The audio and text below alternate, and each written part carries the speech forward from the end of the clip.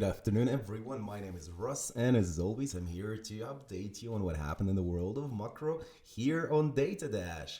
So today is quite an important update because first of all, the Monday we had the day off, the Memorial Day, and the stock market has been closed. That's why there has been a lot of choppiness, and the market is only going to resolve itself towards Wednesday, which is today. So stay tuned, and I'm going to go and give you the broad update today across multiple asset classes. We're going to cover today the, of course, Forex that widely gonna affect the risk on assets due to the DXY movements. We're gonna go in see my concerns related to the oil breaking up and what would that actually mean for crypto. There's not so many channels that gonna be able to tell you that. I actually don't know a single one. Please let me know down in the comment section below if someone can bring those parallels. I'll be very curious. The VIX itself is also breaking out. We're gonna cover that, and of course Bitcoin, Ethereum chart for those who missed our long and upper 3600s. I'm gonna provide you an update where I'm looking to re-enter right now, both Bitcoin, altcoin charts as well, and moreover we're gonna cover silver and CILG, the junior silver miner ETF, for those who would like to be positioned to the higher betters. With all that said, stay tuned and let's go. So first of all, as I've mentioned to you last week, pretty much until the preliminary quarter-on-quarter GDP on Thursday, we're not gonna have that much of the data which affects the market, and this is exactly why the reason for the market is to stay choppy for now is driven with a lack of the red folders that you see on your screen. What everyone is waiting for is the core PCE price index on Friday, but people are forgetting that the PCE is a lagging indicator, and it's already going to provide us the data that we pretty much know from the CPI print that came out for the month of April. So this PCE will be very much April driven, but everyone wants to know the CPI itself that actually going to cover the month of May, which is closing in a couple of days. So that CPI print is only gonna be available on the second week of June. And that's the reason why we're gonna stay and wait here. So that's 12th of June. This is when we're gonna see the CPI month over month. Until then, we might have more choppiness. Why? Because market is still finding its direction. And as I said last time, the Fed is clearly not restrictive with whatever they said. On one hand side, we have the target the target inflation rate of 3% and the current GDP progression growth of 3%, so 6% overall, and that's exactly where the Fed needs to be in order to stay at least on par with something they can call restrictive. Right now they're at 525, 550, which is not restrictive at all, and the Fed is not yet speaking about the hikes. So yes, on one hand side, we still can have the continuous melt up driven by inflation and prices, and it's driven also by the inflation expectation to be unaddressed. And until the moment that Fed would start to speak either of the hikes or of the cuts that can cause the yield inversion, 2 to 10 years, you remember we covered it multiple times on Fridays, I think these things can stay in this current scenario. So nothing yet to worry about unless either cuts or hikes are being mentioned. But there is one thing in the chart that is actually quite concerning to me right now, and that thing is oil. So let's go into the chart and see. You clearly can see here on the chart how oil has been gapping up and is actually doing that again today, but the pre-open is above the yesterday closure. So yeah, we can definitely continue this uptrend. And I just want to kindly remind to people why oil is so problematic. When it comes to the cost of doing business, normally the story would tell you that there is a direct relationship between the drop in the fuel prices and the market growth, because simply lower transportation costs and cheaper transportation would leave more disposable income in people's wallets. But on top of that, there are many also industrial chemicals that are refined directly in the US or imported from other countries from oil, and that lower oil prices are benefiting the manufacturing sector. The third reason is that oil is directly or indirectly also going to be the part of the CPI print, and the CPI print, if it comes higher than expected for the month of May, and we are still in May, so this oil oil surge can definitely affect the CPI print gonna come afterwards. It can signal a very conflicting signals to the market, and for the Jerome Powell and for the Fed that would see, oh, whatever we do, the inflation is not ever going to get not even to 2%, but to the adjusted target of 3%. So that's gonna start again the additional discussions about are we in a territory where we need to start speaking about the hikes and so on and so forth. And of course, it's going to provide a huge, spook the markets a lot, provide a huge potentiality for correction here and so on. And please keep in mind everything that we know, everything when it comes to crypto, it's very much driven by the Wall Street and traditional markets and the surge and in inflation in the typical indices. And we know crypto only through the prolonged, pretty much bull run. The last 20 years overall in the American markets are unprecedented. Everything that came from the great financial crisis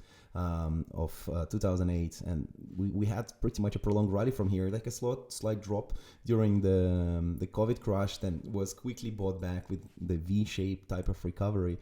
So if we actually gonna start the period of stagflation, of course, all the risk assets are not gonna feel good at all. So I am reminding you always, I understand that a lot of people on this channel are tied to crypto and mainly make their living from crypto. That's absolutely fine, but I encourage you all to also understand the broader liquidity flows across the world and keep that in mind when you're positioning yourself, especially for the holders, especially for the people who are here for the long-term game. In my opinion, this is extremely important. And sometimes those boring things like oil, like Euro USD, like dollar strength index are gonna define the moves are much more than the things you normally see on the headlines of the articles circulating on internet about the grayscale, about Mt. Gox, about inflows and the ETF. Yes, those are important things, but there we're talking about a different order of magnitude. We are talking here about dozens of trillions of dollars flying back and forth, and not just about 1 trillion or 1.5 trillion, which is roughly, the market capitalization that we're dealing with in crypto. All right, enough of talking. Let's go back into the charts. The second thing that I want to show today is Euro USD, because Euro USD as a biggest contributor for DXY, it looks like gonna be chopped a little bit in this area. There's a clear zone of resistance that for now we cannot break. So this resistance is around 1,088. This is something that's not going to be easy, and in my opinion this is like a small range that has been forming here, so we might need to go not taking this deviation into account, this range. We might come back to this mid of the range and potentially find the new strengths, reset our oscillators, and then bounce only from there. What would that mean in this case for DXY? It means that the DXY can actually spike up, and if the DXY is gonna spike up, please be careful standing in crypto for long. This key level of 105, I don't want that to be reclaimed. Please keep in mind, if you reclaim and start accepting there, then we might also come and retest my previous zone of resistance, which is this rectangle here. So yeah, in this case, of course we can have a broader correction in the crypto markets.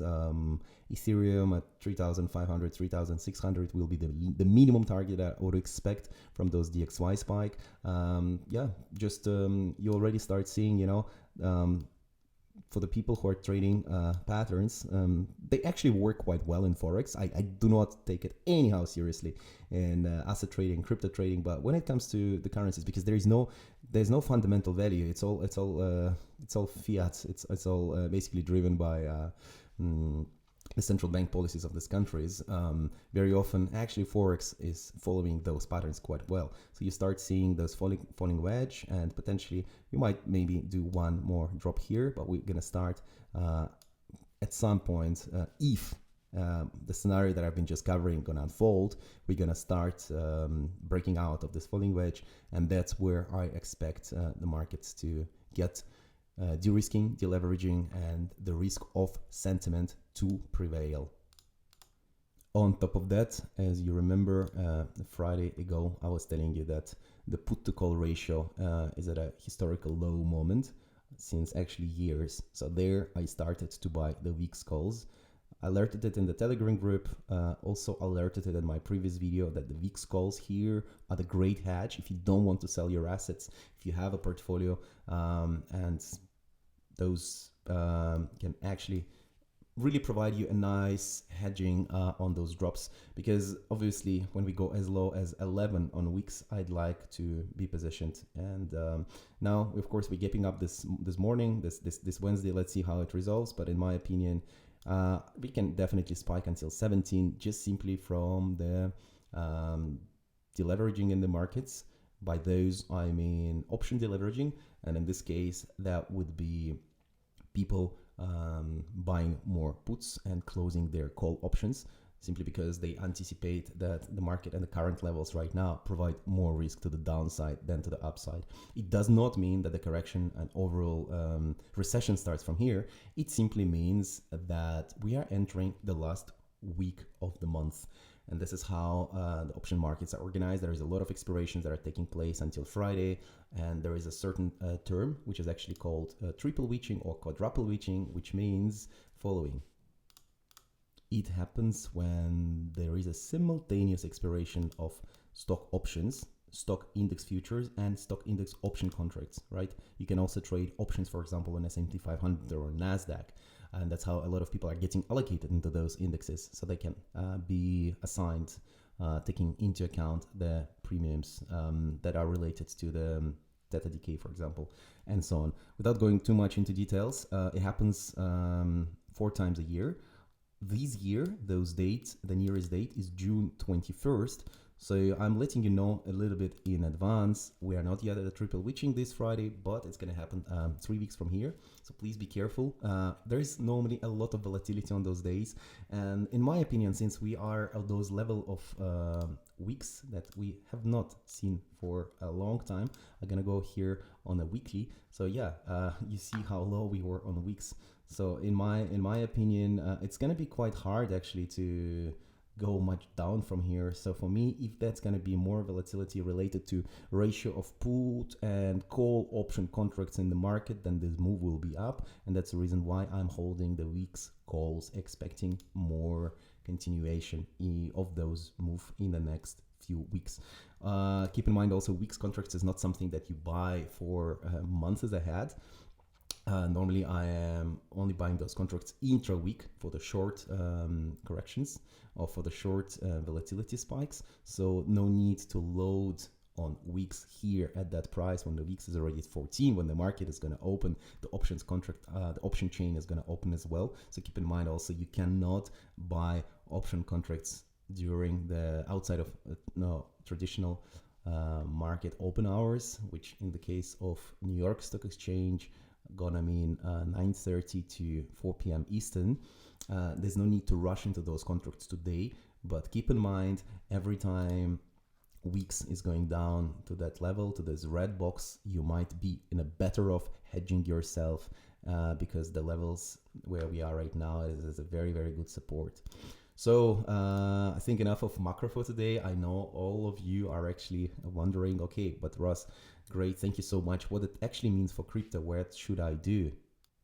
When it comes to Bitcoin, on one hand side, I see that despite all the cumulative volume delta pushes down, the price is still holding the range of 67,500. Yesterday week, depending on exchange, at 62,200, and this is exactly where I was indicating the Bitcoin price to go. If you watched my previous video, or if you have not, but you were in a Alert group, we've been adding into the Bitcoin between 67, 67.6, the stop loss at 65. We had a very nice bounce, and then I indicated that I'm actually closing my BTC position. BTC buys in great profit, pay yourself. We closed at 69. Then I was expecting that at least 67.2 would be retested. And of course, up to $1. I was making a joke, of course. How do I know? But of course, after so many dozens of thousands of hours on the markets, you start seeing those things a little bit in advance. And that's where we came exactly to $1, like literally 67,000 200 on Coinbase, maybe a couple dollars more or less on other exchange. That doesn't matter. That's where we are right now. So let's see from here what I am actually looking at. So first of all, when it comes to the Bitcoin chart, I see that the CVD, the cumulative volume delta on spot, but also on perpetuals, is pushing like quite strongly negatively down, but the price refuses to go down, and it might indicate that it's all good, and we have a certain degree of absorption here. For those who missed absorption and exhaustion, my explanation, I'm gonna put the link above to my previous video. So when it comes to absorption, first of all, I'd like to see the price actually starting to push a little bit up. That doesn't happen. We still stay horizontal, so the absorption is quite poor. On the other hand side, I see that funding is relatively elevated, and it's very also interesting to go and see the liquidation heat maps. So what I see on 12 hour, let me move a little bit so we see all together. When we are looking on the 12 hour, we see that there's no favoring to the upside, neither to the downside. We have the number of liquidations around 65,000. We also have the number of liquidations around 70. I can also try to look on the high block liquidation levels, see that on one hand side, cumulative volume delta, yes, it's in red, but it's not that much in red that the market maker would have a certain favor from reversing the price right now. We might still come and take all those pink lines of liquidations from over leveraged traders first. So that kind of corresponds also to the 7-day view, because we already moved all this way down. I think we might weak actually down in 65,000 when it comes to the monthly. I also see this 65,000 in 3 months. 3 months doesn't give us any clear picture, to be honest. That it favors more of the week up, right?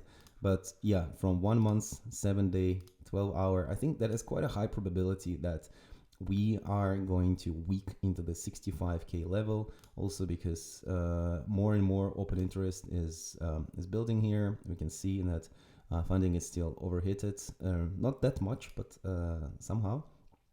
So with all that said, please don't over leverage on alts just yet. Keep in mind that liquidation can happen via price, with all these crazy weeks like during the Iran-Israel escalation, but it can also happen over time where everyone is jumping out of their pants, being impatient, saying, oh my god, altcoins need to break out. They've been consolidating for more than a month by now. I want the number to go up, so I'm long. It might not happen, and with more people doing that, and with less actually spot buyers stepping in to make the real range being resolved, it's a higher probability for these liquidation weeks to kick in if the amount of the derivative traders is going to outpace the amount of spot traders significantly. For the market maker, it will be beneficial to first liquidate those longs on the way up, because for you to go long, market maker has to go short. I keep repeating that all the time, but I see still a lot of people forgetting that they're not just the only participant on the market, and the market operates in a different way. Very often people are asking me, are there more longs, are there more shorts? And looking at those Bitfinex numbers, how many longs, how many shorts? For every long there is a short. Please remember that every time, and don't ask that slightly silly question, but yeah, no offense, of course, we all learn. But yes, once again, 65K is the level that I would beat significantly. And if you look on a Bitcoin chart, I did not remove any of my drawings on purpose from last week. Nothing has changed. I still have this red rectangle. I still think that you might revisit it. And if you are not able to bounce from here, then this next level of 65, 65.2, or even 65, as we looked today, slightly lower, because if that's going to be a week, also keep in mind, the weeks might have different depths on different exchanges. So I would place my bids between 65 and 65.2, and that I think would be a great way to fill your Bitcoin position on the way up, because from there onwards I think that we would actually reverse and come for those complacent shorts that I've been comfortably shorting from this area here. I am also not so confident about this total 2 chart. I think we definitely struggle to have the momentum here. On one hand side, we are holding my level of 1,145, but I think today we gonna slightly push down, and my yellow line level of 1,115, it's where I would like to add, and I'd like to call my trade to actually relate to overall me loading up on more Ethereum. If you remember from our last conversation 5 days ago, I showed you my levels of Ethereum. They're still intact. Those, especially two upper levels. I'm not 100% sure this level of 3400's gonna be touched, maybe in case of like huge escalation, whether it's gonna come.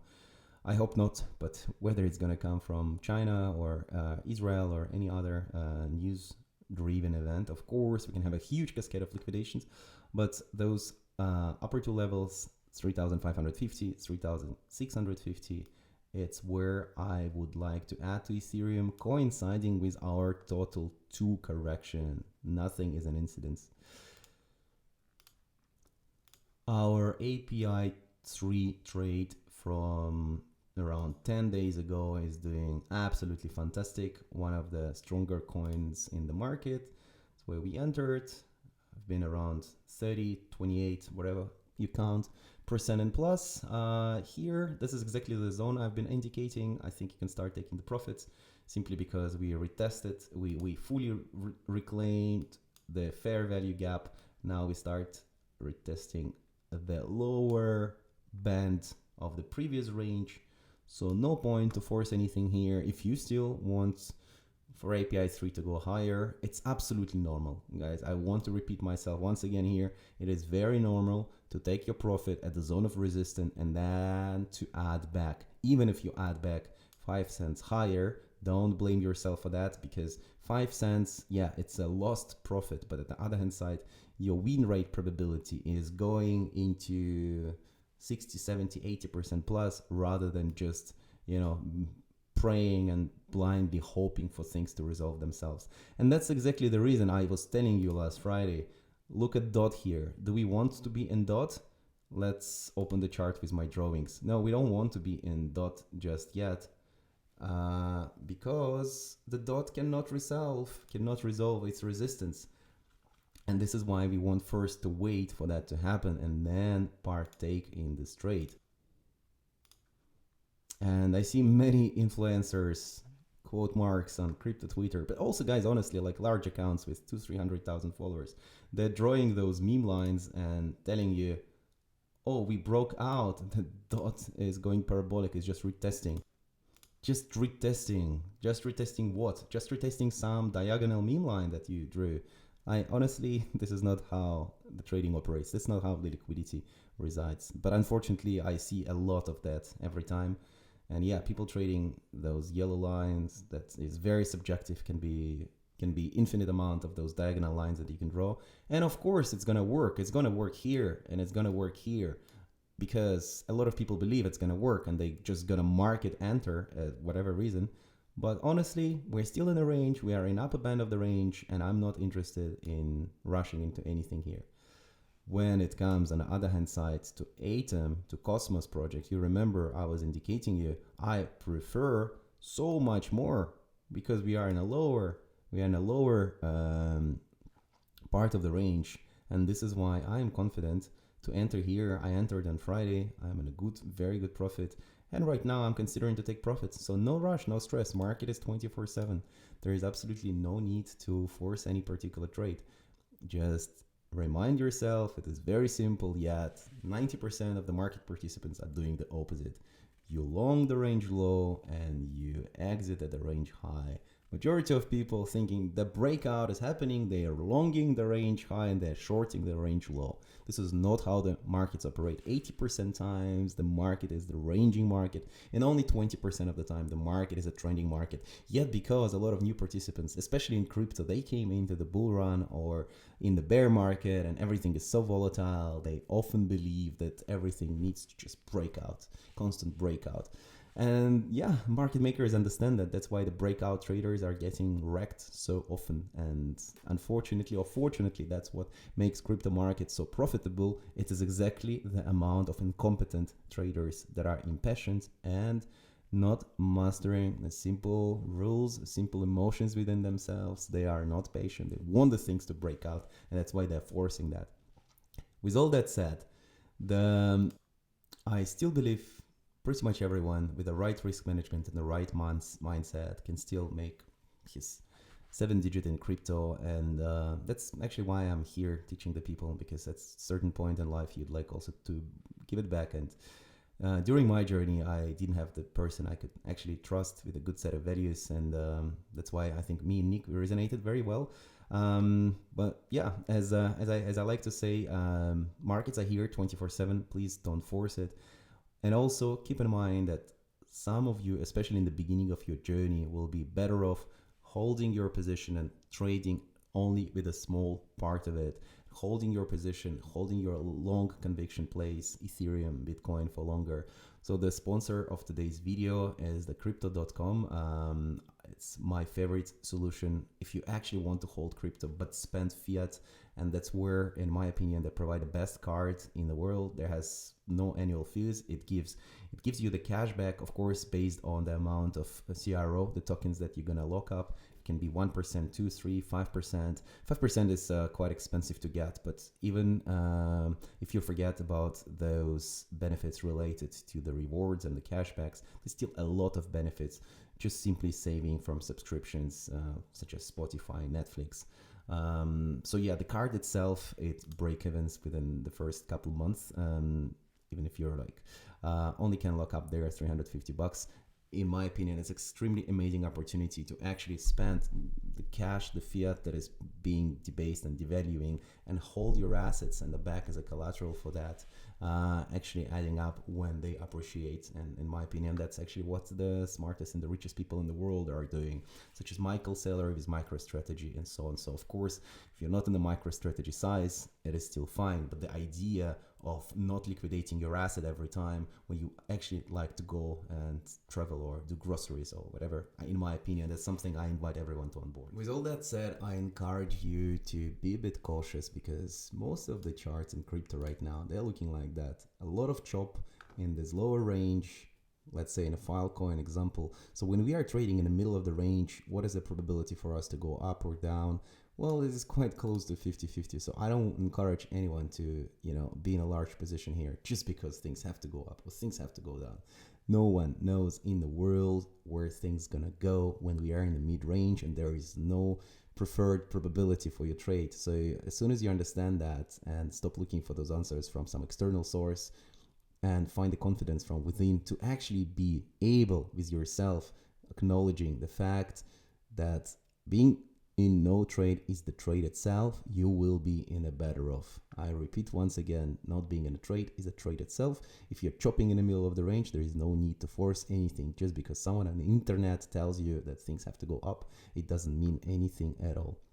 So please remind yourself that, and if you are looking for great trades, I think stock market provides an infinite amount of those. If you feel like trading, we had short squeeze candidates, for example. Carparts.com are closing yesterday above this bottom formation order block where we entered, and right now they're already in the market pre-open hours. They're gapping up towards 120. That can be at the beginning of a prolonged extension when you can make also easily 40-50% and so on. This is how the chart looks like for now. So that's one of the things I want to emphasize. Additionally, if you are not feeling very comfortable with leverage, maybe don't touch it for now. Touch the stock market or touch the spots, and that will be all good. Guys, as always, I'd love to cover much more. I'd love to cover silver. I'd love to cover silver junior, psychedelics, but let's keep it all for our meeting on Friday. This way we're gonna have more dedicated time for those who still wants to ask me what to do with silver. One last chart.